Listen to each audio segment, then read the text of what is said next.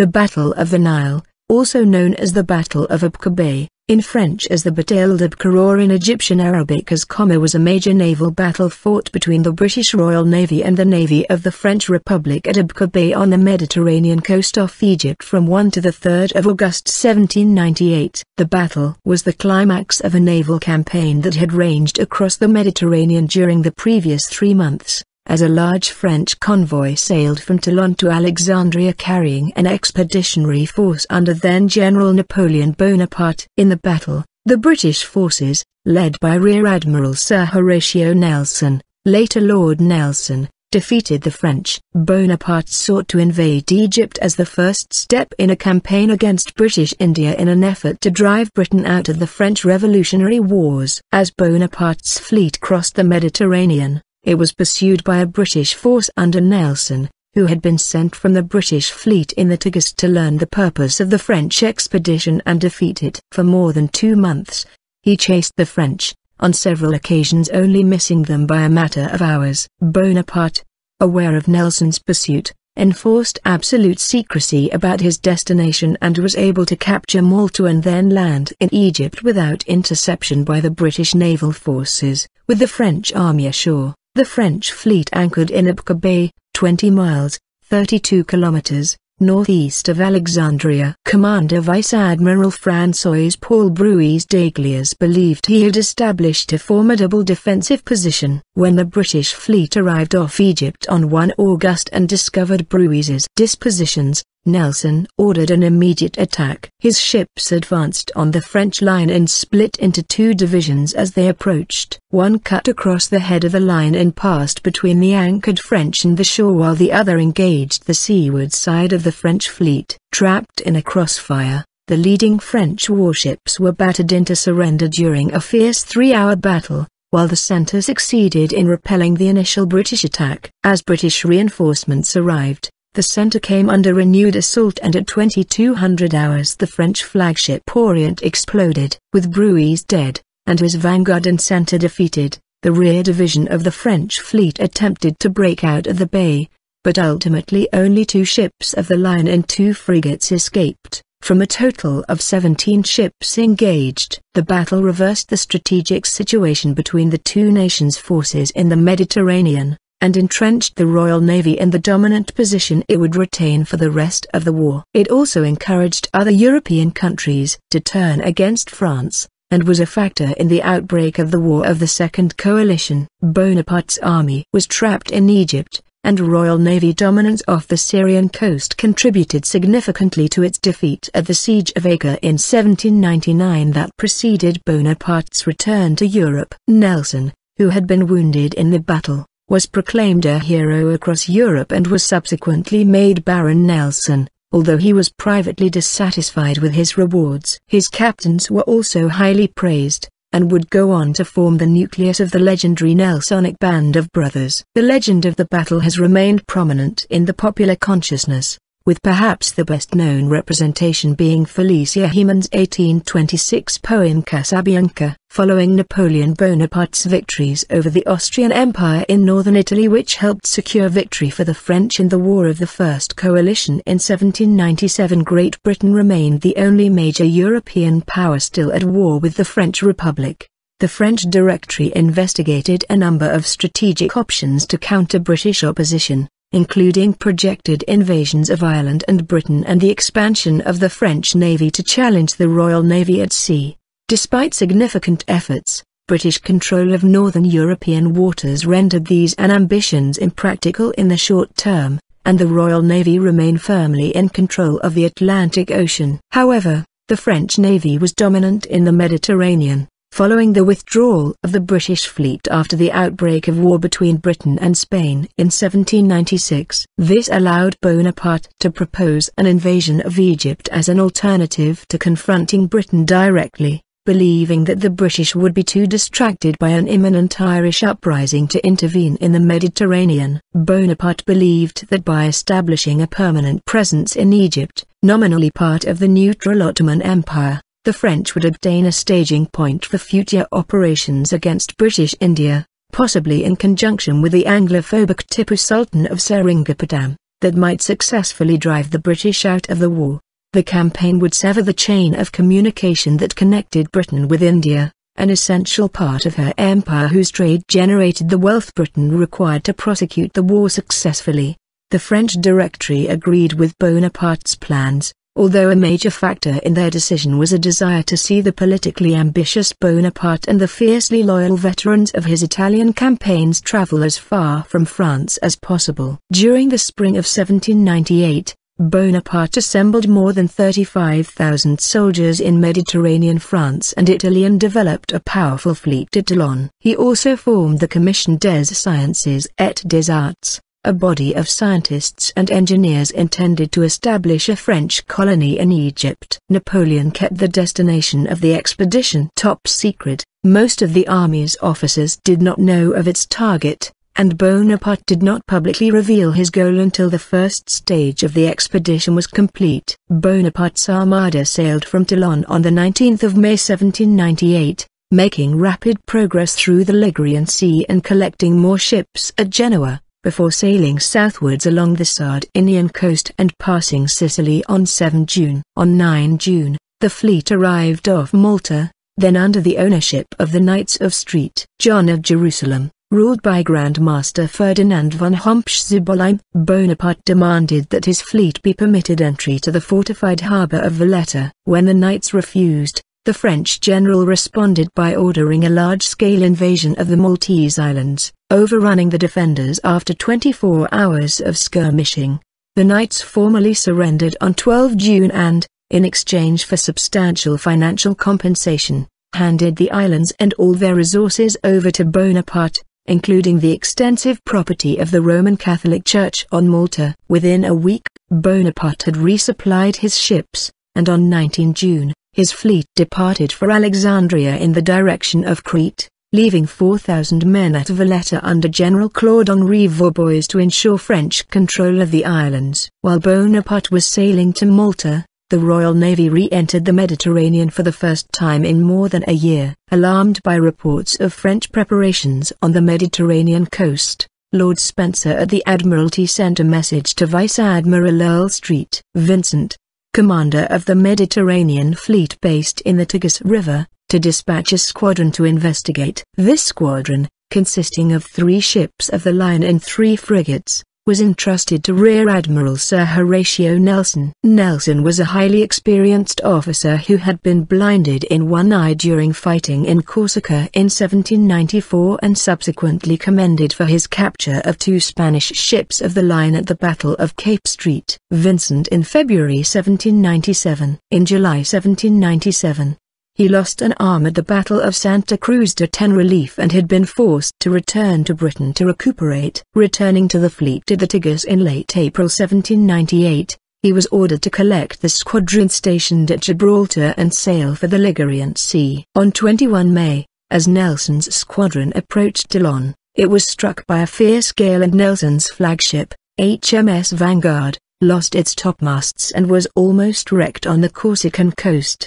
The remainder of the squadron was scattered. The ships of the line sheltered at San Pietro Island off Sardinia. The frigates were blown to the west and failed to return. On 7 June, following hasty repairs to his flagship, a fleet consisting of 10 ships of the line and a 4th joined Nelson off Toulon. The fleet, under the command of Captain Thomas Troubridge, had been sent by Earl St. Vincent to reinforce Nelson, with orders that he was to pursue and intercept the Toulon convoy. Although he now had enough ships to challenge the French fleet, Nelson suffered 2 great disadvantages. He had no intelligence regarding the destination of the French, and no frigates to scout ahead of his force. Striking southwards in the hope of collecting information about French movements, Nelson's ships stopped at Elba and Naples, where the British ambassador, Sir William Hamilton, reported that the French fleet had passed Sicily headed in the direction of Malta.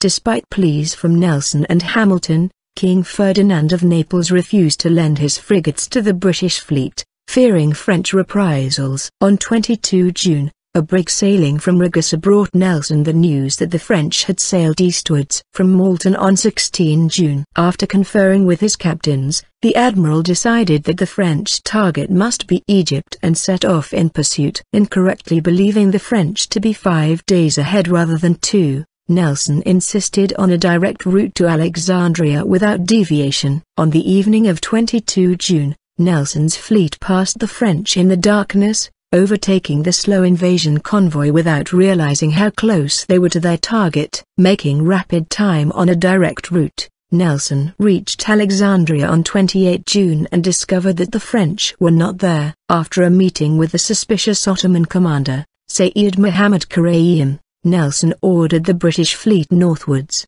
reaching the coast of Anatolia on 4 July and turning westwards back towards Sicily. Nelson had missed the French by less than a day. The scouts of the French fleet arrived off Alexandria in the evening of 29 June. Concerned by his near encounter with Nelson, Bonaparte ordered an immediate invasion, his troops coming ashore in a poorly managed amphibious operation in which at least 20 drowned. Marching along the coast, the French army stormed Alexandria and captured the city, after which Bonaparte led the main force of his army inland. He instructed his naval commander, Vice-Admiral François-Paul Bruys d'Aiguillers, to anchor in Alexandria harbour, but naval surveyors reported that the channel into the harbour was too shallow and narrow for the larger ships of the French fleet. As a result, the French selected an alternative anchorage at Aboukir Bay, 20 miles, 32 kilometers, northeast of Alexandria. Nelson's fleet reached Syracuse in Sicily on 19 July and took on essential supplies. The admiral wrote letters describing the events of the previous months. It is an old saying, "The devil's children have the devil's luck." I cannot find, or at this moment learn, beyond vague conjecture where the French fleet are gone to. All my ill fortune, hitherto, has proceeded from want of frigates. By 24 July, his fleet was resupplied and, having determined that the French must be somewhere in the eastern Mediterranean, Nelson sailed again in the direction of the Mora. On 28 July, at Coron, Nelson finally obtained intelligence describing the French attack on Egypt and turned south across the Mediterranean. His scouts, HMS Alexander and HMS Swift, sighted the French transport fleet at Alexandria on the afternoon of 1 August. Aboukir Bay. When Alexandria harbour had proved inadequate for his fleet, Bruys had gathered his captains and discussed their options. Bonaparte had ordered the fleet to anchor in Aboukir Bay, a shallow and exposed anchorage, but had supplemented the orders with the suggestion that, if Aboukir Bay was too dangerous, Bruys could sail north to Corfu, leaving only the transports and a handful of lighter warships at Alexandria. Bruys refused, in the belief that his squadron could provide essential support to the French army on shore, and called his captains aboard his 120-gun flagship Orient to discuss their response should Nelson discover the fleet in its anchorage. Despite the vocal opposition from Counter-Admiral Armand Blanqui, who insisted that the fleet would be best able to respond in open water, the rest of the captains agreed that anchoring in a line of battle inside the bay presented the strongest tactic for confronting Nelson. It is possible that Bonaparte envisaged Aboukir Bay as a temporary anchorage. On 27 July, he expressed the expectation that Bruys had already transferred his ships to Alexandria, and 3 days later, he issued orders for the fleet to make for Corfu in preparation for naval operations against the Ottoman territories in the Balkans. Although Bedouin partisans intercepted and killed the courier carrying the instructions, Aboukir Bay is a coastal indentation 16 nautical miles, 30 kilometers, across, stretching from the village of Aboukir in the west to the town of Rosetta to the east, where one of the mouths of the river Nile empties into the Mediterranean. In 1798, the bay was protected at its western end by extensive rocky shoals which ran 3 miles, 4.8 kilometers, into the bay from a promontory guarded by Aboukir Castle. A small fort situated on an island among the rocks protected the shoals. The fort was garrisoned by French soldiers and armed with at least 4 cannon and 2 heavy mortars. Bruys had augmented the fort with his bomb vessels and gunboats, anchored among the rocks to the west of the island in a position to give support to the head of the French line. Further shoals ran unevenly to the south of the island and extended across the bay in a rough semicircle approximately 1,650 yards, 1,510 meters, from the shore. These shoals were too shallow to permit the passage of larger warships, and so Brueys ordered his 13 ships of the line to form up in a line of battle following the northeastern edge of the shoals to the south of the island, a position that allowed the ships to disembark supplies from their port sides while covering the landings with their starboard batteries. Orders were issued for each ship to attach strong cables to the bow and stern of their neighbors,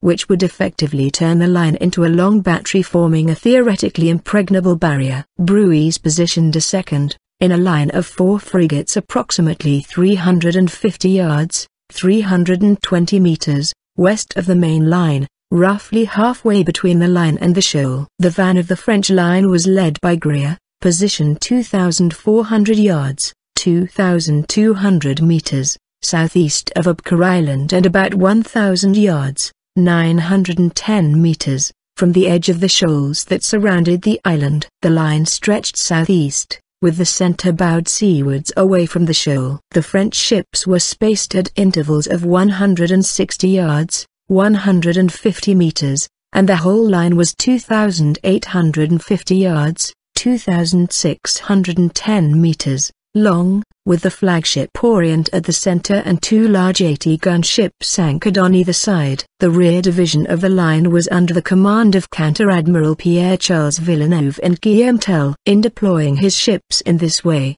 Brueys hoped that the British would be forced by the shoals to attack his strong center and rear, allowing his van to use the prevailing northeasterly wind to counterattack the British once they were engaged. However, he had made a serious misjudgment. He had left enough room between Greer and the shoals for an enemy ship to cut across the head of the French line and proceed between the shoals and the French ships, allowing the unsupported vanguard to be caught in a crossfire by 2 divisions of enemy ships.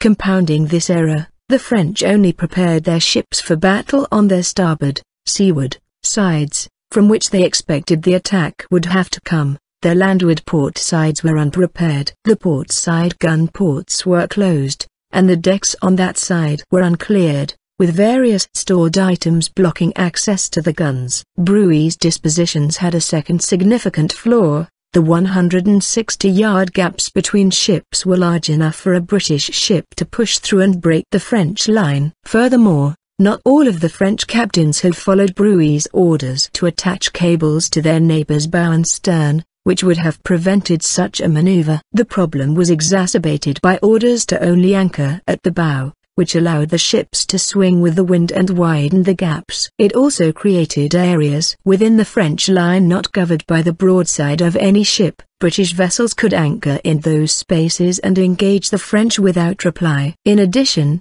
the deployment of Brueys' fleet prevented the rear from effectively supporting the van due to the prevailing winds. A more pressing problem for Brueys was a lack of food and water for the fleet. Bonaparte had unloaded almost all of the provisions carried aboard and no supplies were reaching the ships from the shore. To remedy this, Brueys sent foraging parties of 25 men from each ship along the coast to requisition food, dig wells, and collect water. Constant attacks by Bedouin partisans, however, required escorts of heavily armed guards for each party. Hence, up to a third of the fleet's sailors were away from their ships at any one time. Brueys wrote a letter describing the situation to Minister of Marine Ishai Eustache Bruix, reporting that our crews are weak, both in number and quality, our rigging, in general, out of repair, and I am sure it requires no little courage to undertake the management of a fleet furnished with such tools. Although initially disappointed that the main French fleet was not at Alexandria,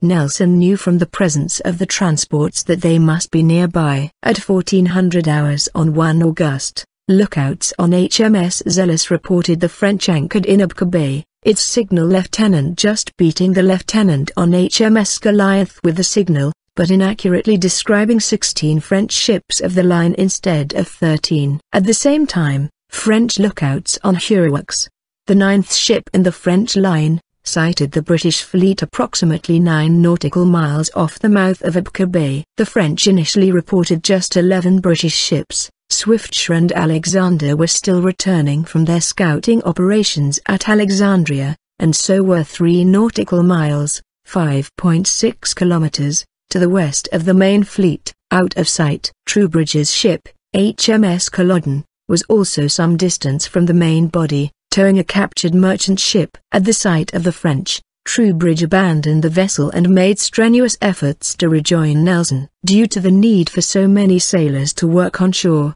Brueys had not deployed any of his lighter warships as scouts, which left him unable to react swiftly to the sudden appearance of the British. As his ships readied for action, Brueys ordered his captains to gather for a conference on Orient and hastily recalled his shore parties, although most had still not returned by the start of the battle. To replace them, large numbers of men were taken out of the frigates and distributed among the ships of the line. Brueys also hoped to lure British fleet onto the shoals at Aboukir Island, sending the brigs Alerti and Relor to act as decoys in the shallow waters. By 1600 hours, Alexander and Swiftsure were also in sight, although some distance from the main British fleet. Brueys gave orders to abandon the plan to remain at anchor and instead for his line to set sail. Blanqui protested the order on the grounds that there were not enough men aboard the French ships to both sail the ships and man the guns. Nelson gave orders for his leading ships to slow down,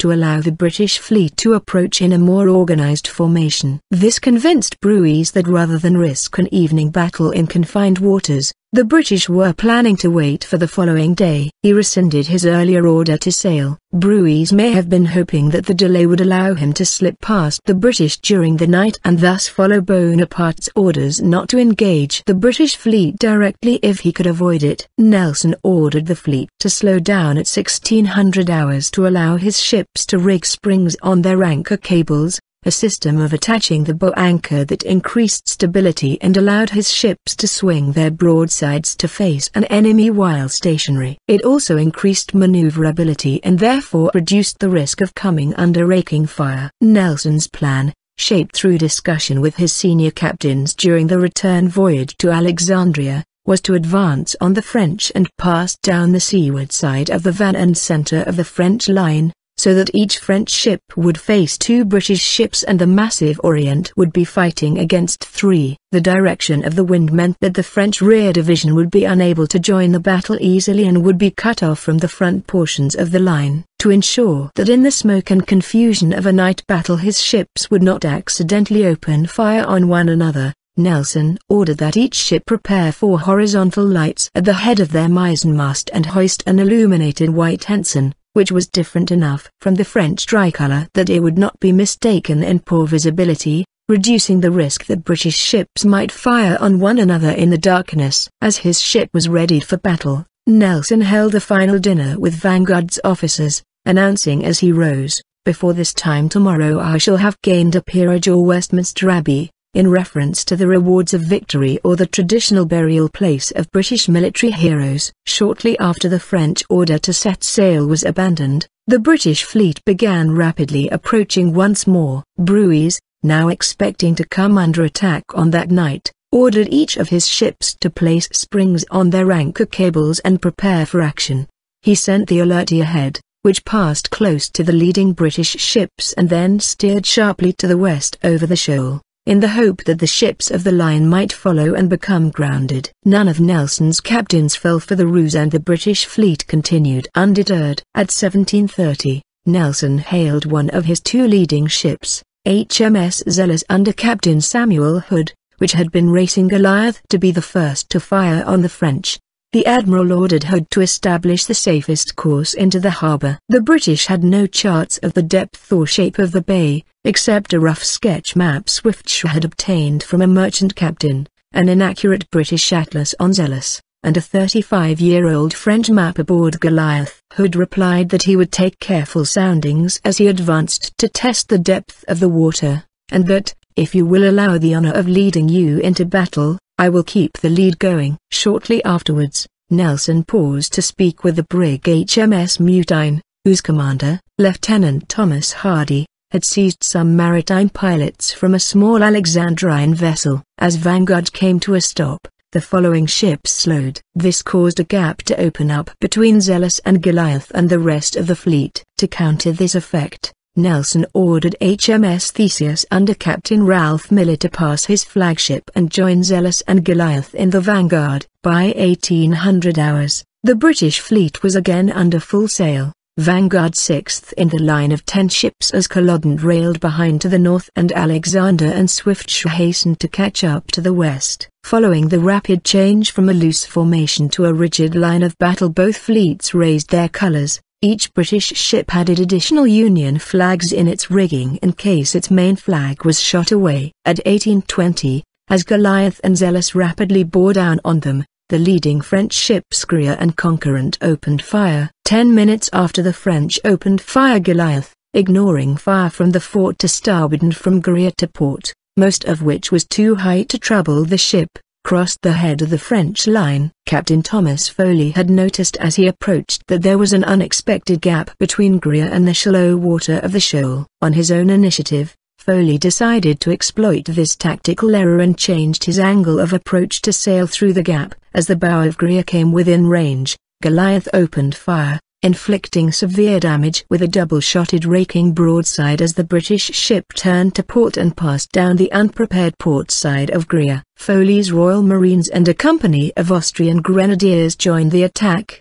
firing their muskets. Foley had intended to anchor alongside the French ship and engage it closely, but his anchor took too long to descend and his ship passed Greer entirely. Goliath eventually stopped close to the bow of Conquerant, opening fire on the new opponent and using the unengaged starboard guns to exchange occasional shots with the frigate Cerise and bomb vessel Hercule, which were anchored inshore of the battle line. Foley's attack was followed by Hood in Zealous, who also crossed the French line and successfully anchored next to Greer in the space Foley had intended, engaging the lead ship's bow from close range. Within 5 minutes Greer's foremast had fallen, to cheers from the crews of the approaching British ships. The speed of the British advance took the French captains by surprise. They were still aboard Orient in conference with the Admiral when the firing started. Hastily launching their boats, they returned to their vessels. Captain Jean-François Timothy Trulett of Greer shouted orders from his barge for his men to return fire on Zealous. The third British ship into action was HMS Orion under Captain Sir James Somers, which rounded the engagement at the head of the battle line and passed between the French main line and the frigates that lay closer inshore. As he did so, the frigate Cerise opened fire on Orion, wounding 2 men. The convention in naval warfare of the time was that ships of the line did not attack frigates when there were ships of equal size to engage, but in firing first French Captain Claude Jean Martin had negated the rule. Somers waited until the frigate was at close range before replying. Orion needed just one broadside to reduce the frigate to a wreck, and Martin's disabled ship drifted away over the shoal. During the delay this detour caused, 2 other British ships joined the battle. Theseus, which had been disguised as a first-rate ship, followed Foley's track across Greer's bow. Miller steered his ship through the middle of the melee between the anchored British and French ships until he encountered the third French ship, Spartiate. Anchoring to port, Miller's ship opened fire at close range. HMS Audacious under Captain David Gould crossed the French line between Greer and Conquerant, anchoring between the ships and raking them both. Orion then rejoined the action further south than intended, firing on the 5th French ship, Pupil Souverain, and Admiral Blanque's flagship, Franklin. The next 3 British ships, Vanguard in the lead followed by HMS Minotaur and HMS Defence, remained in line of battle formation and anchored on the starboard side of the French line. At 1840, Nelson focused his flagship's fire on Spartiate, while Captain Thomas Louis in Minotaur attacked the unengaged Aquilon and Captain John Peyton in Defence joined the attack on Pupil Souverain. With the French vanguard now heavily outnumbered, the following British ships, HMS Bellerophon and HMS Majestic, passed by the melee and advanced on the so far unengaged French center. Both ships were soon fighting enemies much more powerful than they and began to take severe damage. Captain Henry Darby on Bellerophon missed his intended anchor near Franklin and instead found his ship underneath the main battery of the French flagship. Captain George Blagden Westcott on Majestic also missed his station and almost collided with Hurwicks, coming under heavy fire from Tonnant. Unable to stop in time, Westcott's jibber boom became entangled with Tonnant's shroud. The French suffered too. Admiral Brueys on Orient was severely wounded in the face and hand by flying debris during the opening exchange of fire with Bellerophon. The final ship of the British line, Culloden under Troubridge, sailed too close to Aboukir Island in the growing darkness and became stuck fast on the shoal. Despite strenuous efforts from the Culloden's boats, the brig mutined in the 50-gun HMS Leander under Captain Thomas Thompson. The ship of the line could not be moved, and the waves drove Culloden further on to the shoal, inflicting severe damage to the ship's hull. Surrender of the French van. At 1900 hours the identifying lights in the mizzenmasts of the British fleet were lit. By this time, Guerilla had been completely dismasted and heavily battered. Zealous by contrast was barely touched. Hood had situated Zealous outside the arc of most of the French ship's broadsides, and in any case Guerilla was not prepared for an engagement on both sides simultaneously, with its port guns blocked by stores. Although their ship was a wreck, the crew of Guerilla refused to surrender, continuing to fire the few functional guns whenever possible despite heavy answering fire from Zealous. In addition to his cannon fire, Hood called up his marines and ordered them to fire volleys of musket shot at the deck of the French ship, driving the crew out of sight but still failing to secure surrender from Captain Trulett. It was not until 2100 hours, when Hood sent a small boat to Guerilla with a boarding party, that the French ship finally surrendered. Conquerant was defeated more rapidly, after heavy broadsides from passing British ships and the close attentions of Audacious and Goliath brought down all three masts before 1900 hours. With his ship immobile and badly damaged, the mortally wounded Captain Eshind al-Barad struck his colours and a boarding party seized control. Unlike Zealous, these British ships suffered relatively severe damage in the engagement. Goliath lost most of its rigging, suffered damage to all three masts and suffered more than 60 casualties. With his opponents defeated, Captain Gould on Audacious used the spring on his cable to transfer fire to Spartiate, the next French ship in line. To the west of the battle the battered Sirius sank over the shoal. Its masts protruded from the water as survivors scrambled into boats and rowed for the shore.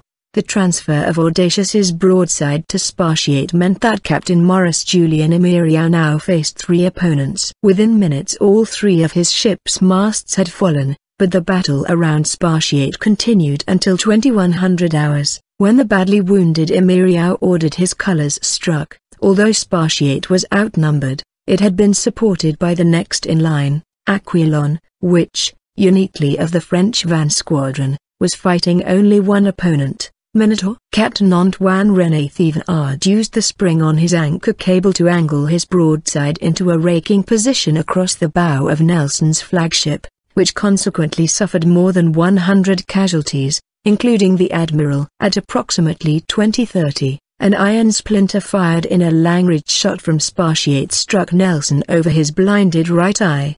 The wound caused a flap of skin to fall across his face, rendering him temporarily completely blind. Nelson collapsed into the arms of Captain Edward Berry and was carried below. Certain that his wound was fatal, he cried out, "I am killed, remember me to my wife," and called for his chaplain, Stephen Comyn.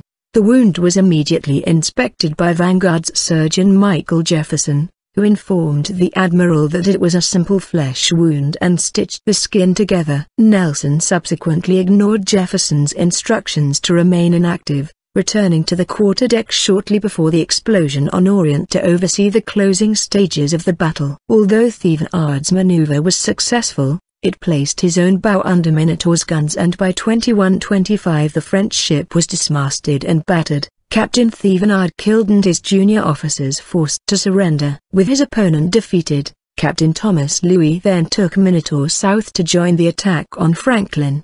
Defense and Orion attacked the 5th French ship, Pupil Souverain, from either side and the ship rapidly lost the fore and main masts. Aboard the Orion, a wooden block was smashed off one of the ship's masts, killing 2 men before wounding Captain Sommer in the thigh. On Pupil Souverain, Captain Pierre-Paul Ricord was badly wounded and ordered his ship's anchor cable cut in an effort to escape the bombardment. Pupil Souverain drifted south towards the flagship Orient, which mistakenly opened fire on the darkened vessel. Orion and Defense were unable to immediately pursue.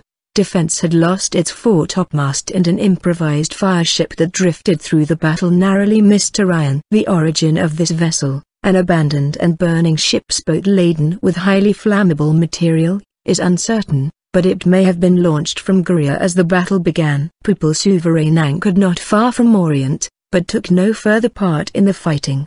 The wrecked ship surrendered during the night. Franklin remained in combat, but Blanqui had suffered a severe head wound and Captain Gillett had been carried below unconscious with severe wounds. Shortly afterwards, a fire broke out on the quarterdeck after an arms locker exploded, which was eventually extinguished with difficulty by the crew. To the south, HMS Bellerophon was in serious trouble as the huge broadside of Orient pounded the ship. At 1950 the mizzenmast and mainmast both collapsed and fires broke out simultaneously at several points. Although the blazes were extinguished, the ship had suffered more than 200 casualties. Captain Darby recognized that his position was untenable and ordered the anchor cables cut at 2020. The battered ship drifted away from the battle under continued fire from Tonnant as the foremast collapsed as well. Orient had also suffered significant damage and Admiral Brueys had been struck in the midriff by a cannonball that almost cut him in half.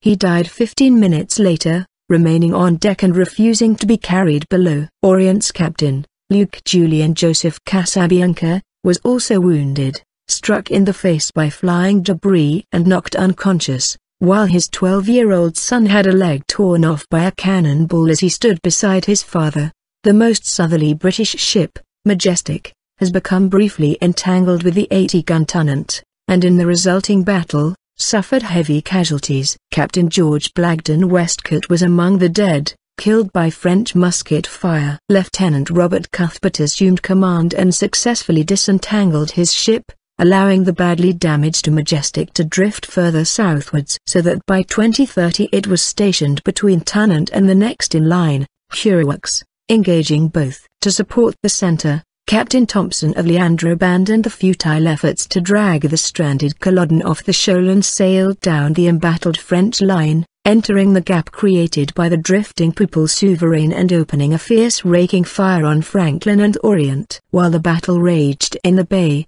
the two straggling British ships made strenuous efforts to join the engagement, focusing on the flashes of gunfire in the darkness. Warned away from the Aboukir shoals by the grounded Culloden, Captain Benjamin Hallowell in Swift passed the melee at the head of the line and aimed his ship at the French center. Shortly after 2000 hours, a dismasted hulk was spotted drifting in front of Swiftshire and Hallowell initially ordered his men to fire before rescinding the order, concerned for the identity of the strange vessel. Hailing the battered ship, Hallowell received the reply Bellerophon, going out of action disabled. Relieved that he had not accidentally attacked one of his own ships in the darkness, Hallowell pulled up between Orient and Franklin and opened fire on them both. Alexander, the final unengaged British ship, which had followed Swiftshire, pulled up close to Tonnant, which had begun to drift away from the embattled French flagship. Captain Alexander Ball then joined the attack on Orient. At 2100 hours, the British observed a fire on the lower decks of the Orient. Identifying the danger this posed to the French flagship,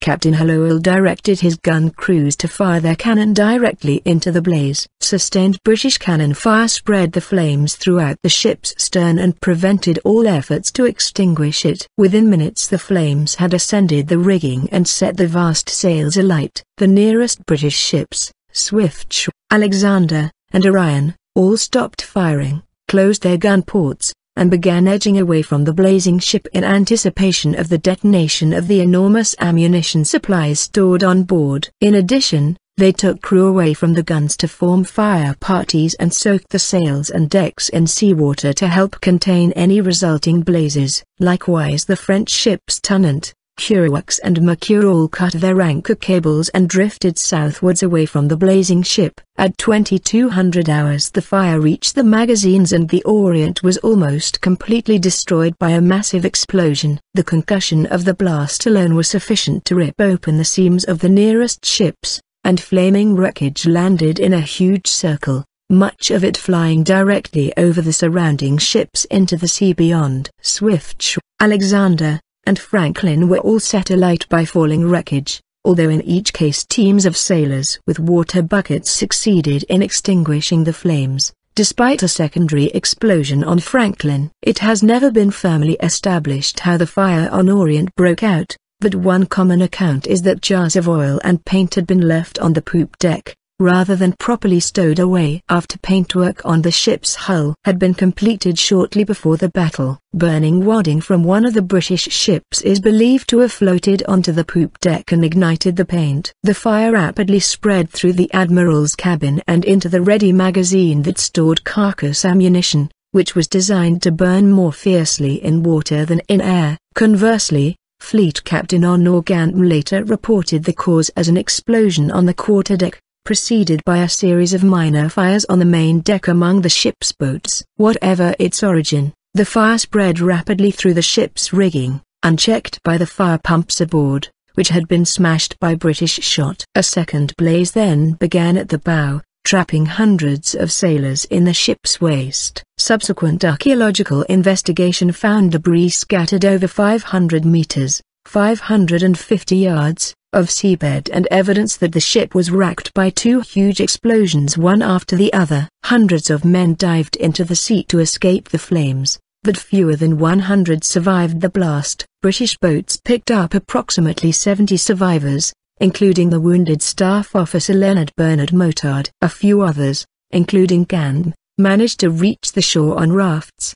The remainder of the crew, numbering more than 1,000 men, were killed, including Captain Luke Julian Joseph Casabianca and his 12-year-old son, Giocanti. For 10 minutes after the explosion there was no firing. Sailors from both sides were either too shocked by the blast or desperately extinguishing fires aboard their own ships to continue the fight. During the lull, Nelson gave orders that boats be sent to pull survivors from the water around the remains of Orient. At 22:10, Franklin restarted the engagement by firing on Swift. Isolated and battered, Blanca's ship was soon dismasted and the admiral, suffering a severe head wound, was forced to surrender by the combined firepower of Swift and defense. More than half of Franklin's crew had been killed or wounded. By 2400 hours only Tennant remained engaged, as Commodore Aristide Aubert du Petit-Thouars continued his fight with Majestic and fired on Swift when the British ship moved within range. By 3 o'clock, after more than 3 hours of close-quarter combat,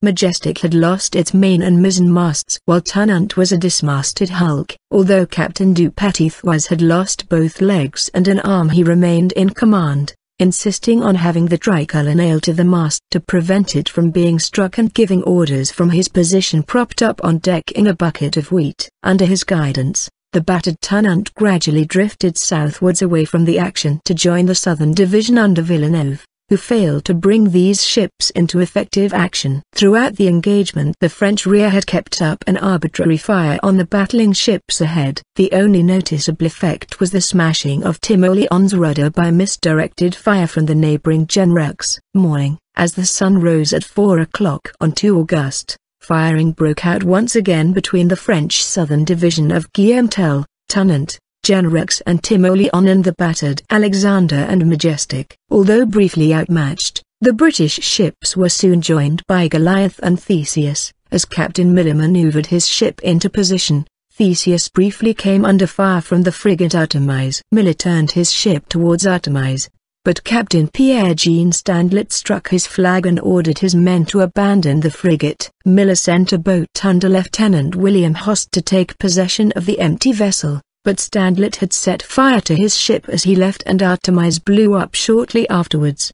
The surviving French ships of the line, covering their retreat with gunfire, gradually pulled to the east away from the shore at 6 o'clock. Zealous pursued, and was able to prevent the frigate Justice from boarding Bellerophon, which was anchored at the southern point of the bay undergoing hasty repairs. 2 other French ships still flew the tricolour, but neither was in a position to either retreat or fight. When Héroux and Mercure had cut their anchor cables to escape the exploding Orient, their crews had panicked and neither captain, both of whom were wounded, had managed to regain control of his ship. As a result, both vessels had drifted onto the shoal. Alexander, Goliath, Theseus and Leander attacked the stranded and defenseless ships, and both surrendered within minutes.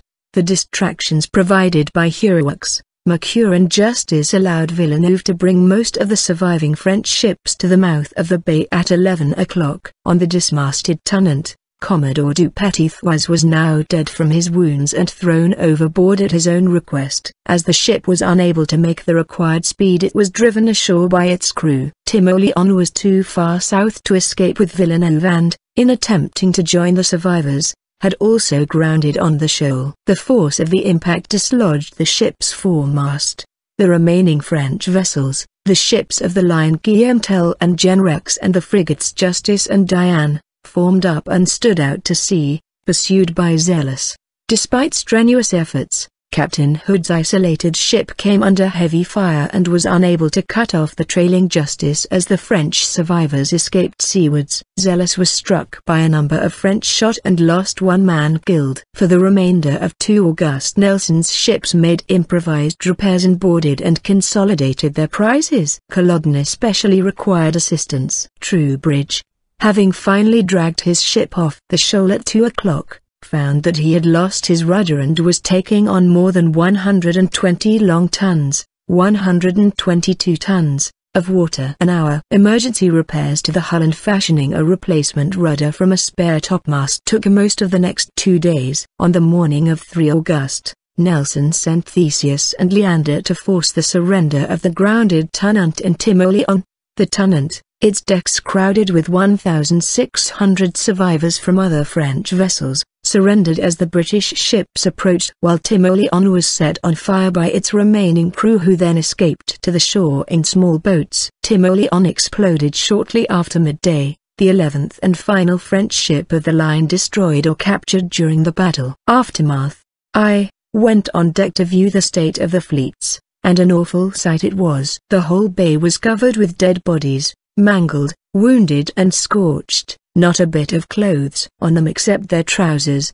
Account by Seaman John Nichol of Goliath. British casualties in the battle were recorded with some accuracy in the immediate aftermath, as 218 killed and approximately 677 wounded, although the number of wounded who subsequently died is not known. The ships that suffered most were Bellerophon with 201 casualties and Majestic with 193. Other than Culloden, the lightest loss was on Zealous, which had 1 man killed and 7 wounded. The casualty list included Captain Westcott, 5 lieutenants and 10 junior officers among the dead, and Admiral Nelson, Captains Somers, Ball and Derby, and 6 lieutenants wounded. Other than Culloden, the only British ships seriously damaged in their hulls were Bellerophon, Majestic, and Vanguard. Bellerophon and the Majestic were the only ships to lose masts, Majestic the main and mizzen, and Bellerophon all 3. French casualties are harder to calculate but were significantly higher. Estimates of French losses range from 2,000 to 5,000,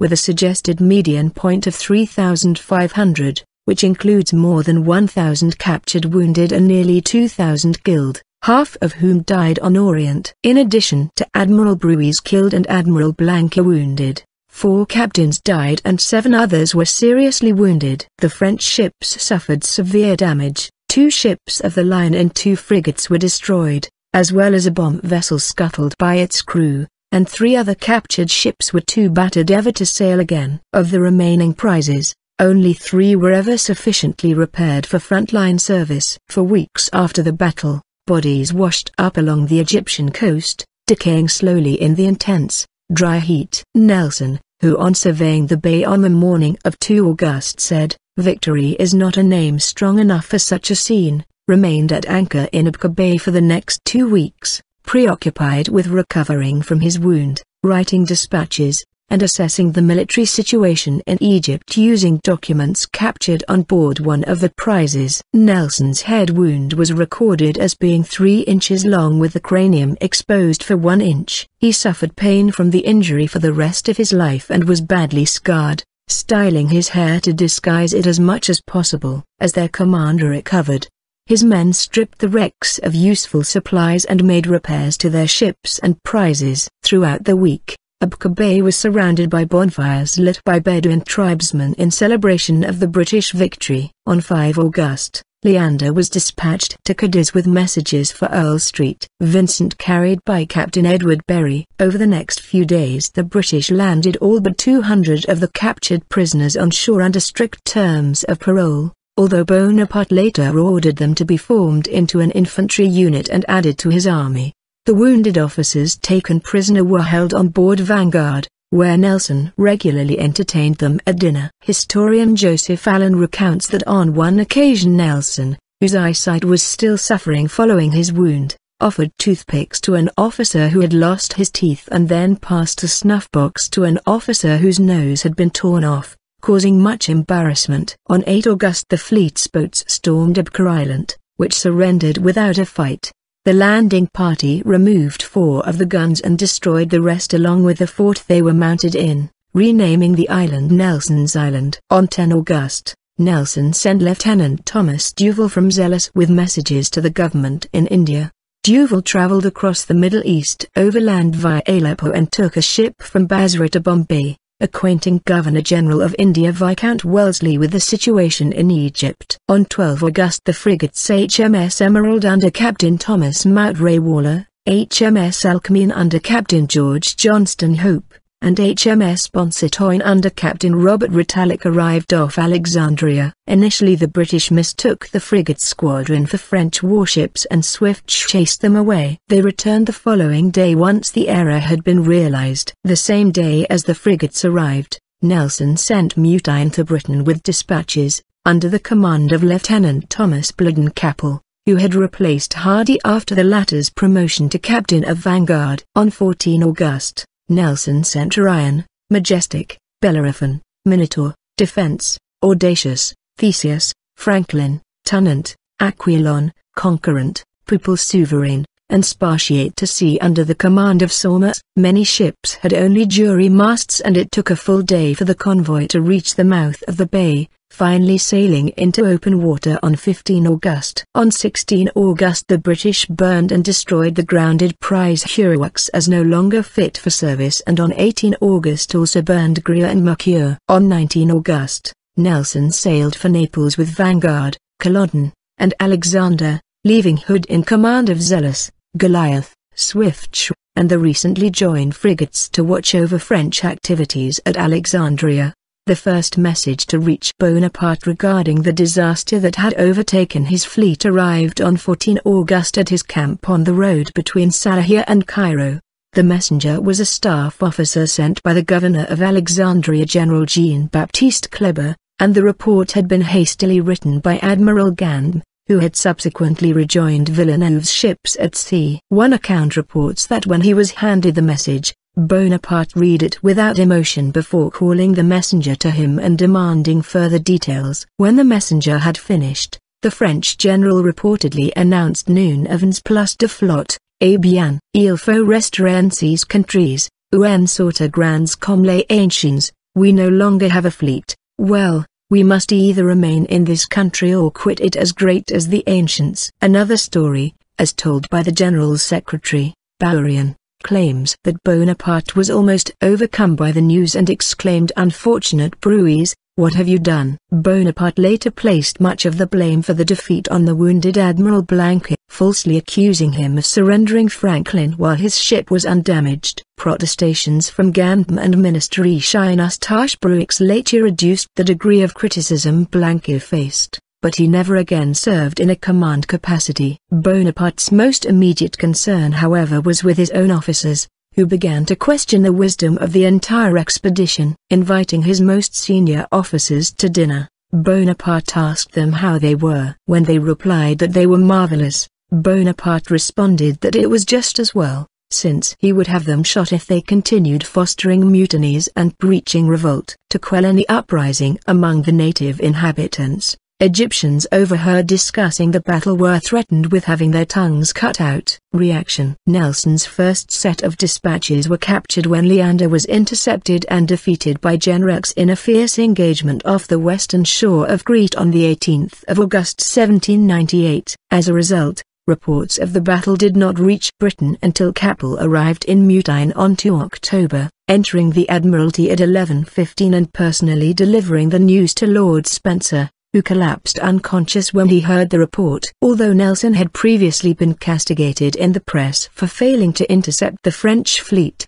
rumors of the battle had begun to arrive in Britain from the continent in late September, and the news Capel brought was greeted with celebrations right across the country. Within 4 days Nelson had been elevated to Baron Nelson of the Nile and Burnham Thorpe, a title with which he was privately dissatisfied, believing his actions deserved better reward. King George III addressed the Houses of Parliament on 20 November with the words, "The unexampled series of our naval triumphs has received fresh splendor from the memorable and decisive action, in which a detachment of my fleet, under the command of Rear-Admiral Lord Nelson, attacked, and almost totally destroyed a superior force of the enemy, strengthened by every advantage of situation. By this great and brilliant victory, an enterprise, of which the injustice, perfidy, and extravagance had fixed the attention of the world, and which was peculiarly directed against some of the most valuable interests of the British Empire, has, in the first instance, been turned to the confusion of its authors and the blow thus given to the power and influence of France, has afforded an opening, which, if improved by suitable exertions on the part of other powers, may lead to the general deliverance of Europe." King George III, quoted in William James' The Naval History of Great Britain during the French Revolutionary and Napoleonic Wars, Volume 2, 1827. Somers's convoy of prizes stopped first at Malta, where Somers provided assistance to a rebellion on the island among the Maltese population. It then sailed to Gibraltar, arriving on 18 October to the cheers of the garrison. Somers wrote that, "We can never do justice to the warmth of their applause, and the praises they all bestowed on our squadron." On 23 October, following the transfer of the wounded to the military hospital and provision of basic supplies, the convoy sailed on towards Lisbon, leaving Bellerophon and the Majestic behind for more extensive repairs. Pupil Souverain also remained at Gibraltar. The ship was deemed too badly damaged for the Atlantic voyage to Britain and so was converted to a guard ship under the name of HMS Greer. The remaining prizes underwent basic repairs and then sailed for Britain, spending some months at the Tagus and joining with the annual merchant convoy from Portugal in June 1799 under the escort of a squadron commanded by Admiral Sir Alan Gardner, before eventually arriving at Plymouth. Their age and battered state meant that neither Conquerant nor Aquilon were considered fit for active service in the Royal Navy, and both were subsequently hulked, although they have been bought into the service for £20,000, the equivalent of £1,714,000 as of 2014. Each as HMS Conquerant and HMS Aboukir, to provide a financial reward to the crews that had captured them. Similar sums were also paid out for Greer, Mercure, Curawux and Pupil Souverain, while the other captured ships were worth considerably more. Constructed of Adriatic oak, Tennant had been built in 1792 and Franklin and Spartiate were less than a year old. Tennant and Spartiate, both of which later fought at the Battle of Trafalgar, joined the Royal Navy under their old names, while Franklin, considered to be the finest two-decked ship in the world, was renamed HMS Canopus. The total value of the prizes captured at the Nile and subsequently bought into the Royal Navy was estimated at just over £130,000, the equivalent of £11,140,000 as of 2014. Additional awards were presented to the British fleet. Nelson was awarded £2,000, £183,690 as of 2014, a year for life by the Parliament of Great Britain and £1,000 per annum by the Parliament of Ireland, although the latter was inadvertently discontinued after the Act of Union dissolved the Irish Parliament. Both parliaments gave unanimous votes of thanks, Each captain who served in the battle was presented with a specially minted gold medal, and the first lieutenant of every ship engaged in the battle was promoted to commander. Troubridge and his men,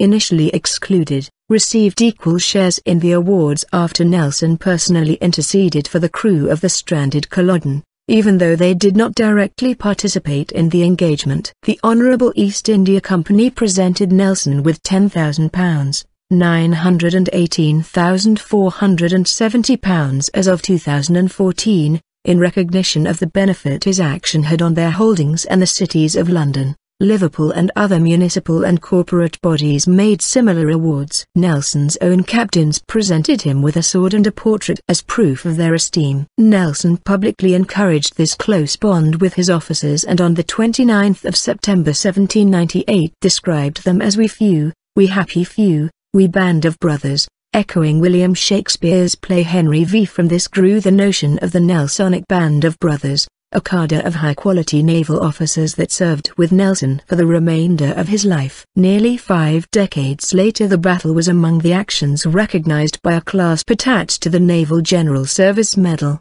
awarded upon application to all British participants still living in 1847. Other awards were bestowed by foreign states, particularly the Ottoman Emperor Selim III, who made Nelson the first Knight Commander of the newly created Order of the Crescent, and presented him with a chilink, a diamond-studded rose, a sable fur and numerous other valuable presents. Tsar Paul I of Russia sent, among other awards, a gold box studded with diamonds, and similar gifts in silver arrived from other European rulers. On his return to Naples, Nelson was greeted with a triumphal procession led by King Ferdinand IV and Sir William Hamilton, and was introduced for only the third time to Sir William's wife Emma, Lady Hamilton, who fainted violently at the meeting, and apparently took several weeks to recover from her injuries. Lauded as a hero by the Neapolitan court, Nelson was later to dabble in Neapolitan politics and become the Duke of Bronte,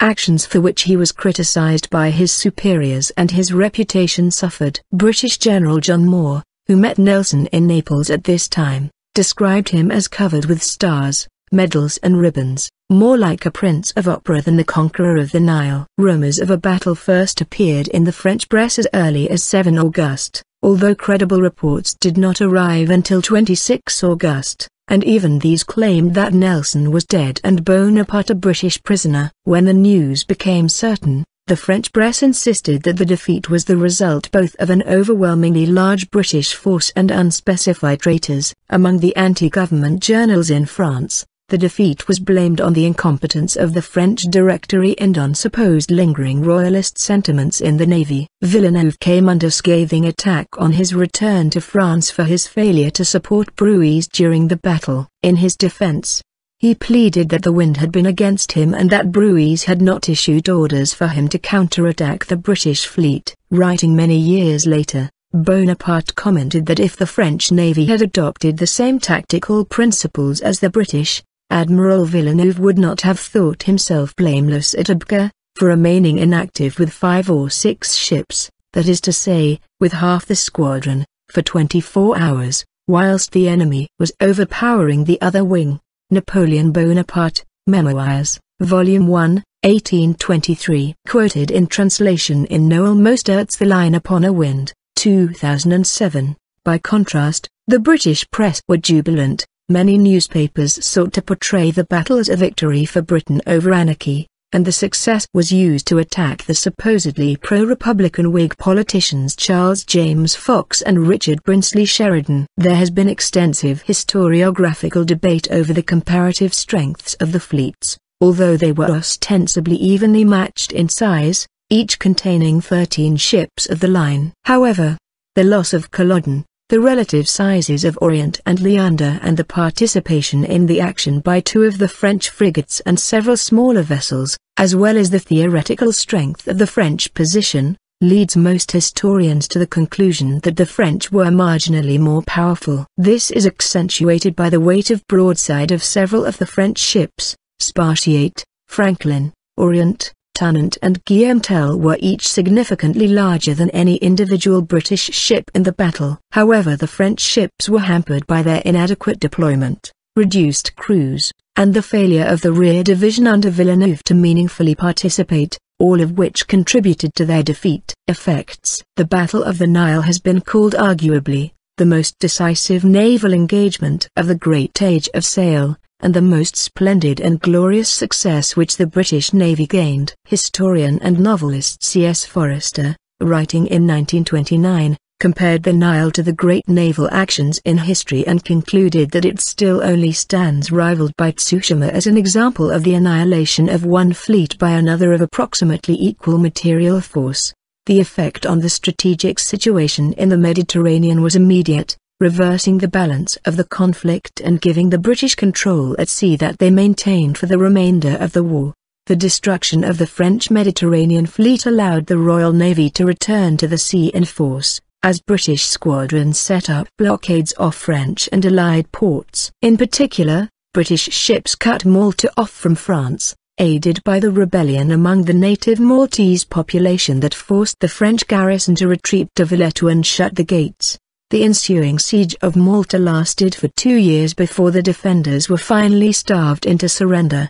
In 1799, British ships harassed Bonaparte's army as it marched east and north through Palestine, and played a crucial part in Bonaparte's defeat at the Siege of Acre, when the barges carrying the siege train were captured and the French storming parties were bombarded by British ships anchored offshore. It was during one of these latter engagements that Captain Miller of Theseus was killed in an ammunition explosion. The defeat at Acre forced Bonaparte to retreat to Egypt and effectively ended his efforts to carve an empire in the Middle East. The French general returned to France without his army late in the year, leaving Kleber in command of Egypt.